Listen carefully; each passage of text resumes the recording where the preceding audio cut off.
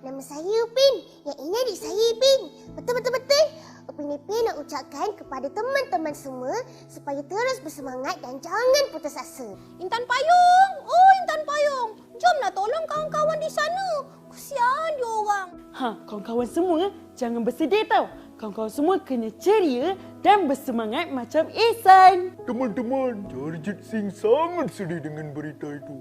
Tetapi, Jarjit Singh ada satu pantun, 2, 3, kata lompat. Jika Jarjit Singh kuat, teman-teman pasti kuat. Saya harap kalian tetap semangat dan jangan bersedih ya. Kalian memang luar biasa. Saya doakan kawan-kawan di sana ceria, bersemangat dan gembira. Opah harap cucu Opah kat sana semua sihat ya. Walaupun Opah tak pergi sana, tapi Opah hantar Upin Ipin untuk menceriakan cucu Opah di sana.